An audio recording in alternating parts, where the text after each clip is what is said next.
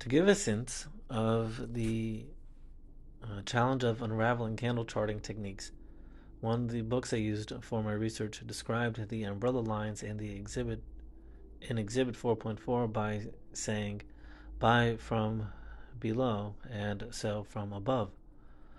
What did that mean? Remember that I did know about hammers and hanging man lines at the time I read this. It took some time and some research to figure out that the author meant that it's bullish after a falling market, buy from below, and potentially bearish after a rising market, sell from above. The years of research required into unlocking these secrets of the Orient were due to the fact that most of the candle patterns and techniques were described in similarly vague descriptions. It's a good thing I like challenges. The hammer and the hanging man can be recognized by three criteria. The real body is at the upper end of the trading range. This is number one. The real body is at the upper end of the trading range. The color of the real body is not important. Two, it has a long lower shadow that should be at least twice the height of the real body. Three, it should have no or a very short upper shadow. There are three aspects that differentiate the hanging man from the hammer: trend, extent of the move before the candle line, and confirmation. Specifically, trend: a hammer must come after a decline. A hanging man must come after a rally. Extent of the move before the candle line: a hammer is valid even if it comes after a short term decline, but a hanging man should emerge after an extended rally, preferably at an all time high.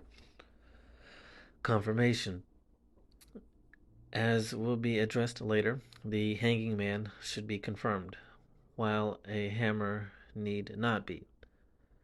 The longer the lower shadow, the shorter the upper shadow, the smaller the real body, the more meaningful the bullish hammer or bearish hanging man. We will now focus on the hammer and then the hanging man. Hammer. The real body of the hammer can be white or black. This is because even if the real body of the hammer is black, we can see in Exhibit 4.5 that it still closed near the session's highs. We can say it is slightly more bearish if the real body of the hammer is white because it closed at the high. The Japanese nickname for a white hammer is a power line. In my experience, the success of the hammer is not dependent on the color of its real body. The hammer's long lower shadow and close at or near the high of the session graphically relays that the market sold off sharply during the session and then bounced back to close at or near the session's high. This could have bullish ramifications. This aspect of closing at or near the highs is why the hammer should have no or a minuscule upper shadow. If there was a long upper shadow, this would mean the market closed well off its highs, which is an important criterion for the hammer.